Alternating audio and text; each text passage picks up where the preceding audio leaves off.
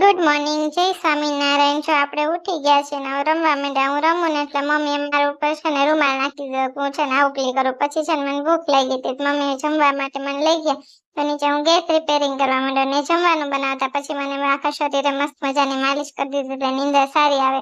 પછી જમી કરીને હું પછી શાંતિથી સુઈ ગયો. તો પછી ઉઠ્યો ને એટલે હું તો રોવા માંડ્યો, કોઈ હતું જ નહીં. પછી મમ્મીએ મને તેડીને નવરાઈ દીધો. હરખો નાઈ ધોઈને જો હું તૈયાર થઈ ગયો છું. પછી આપણે થોડુંક ફોટોશૂટ કરવાનું હતું. તે ફોટોશૂટ ની થોડીક જોઈ.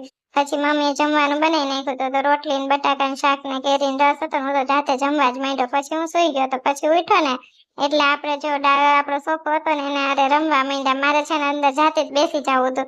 તો હું કેટલી કોશિશ કરી પણ ન બેઠો. પછી પપ્પા હારે મેં પાણી પીધું છે, ગ્લાસ બેસીને પાણી પીવું શાંતિથી. કેવો મસ્ત મજાનો લાગુ ને મસ્ત. તો પછી આપણે કટડિયા ભગવાનને પગે લાગવા આવ્યા હતા. ને માતાજીને પગે લાગ્યો ને પ્રસાદી લીધી. પછી આપણે જવાનું હતું દાલ બાટી ખાવા.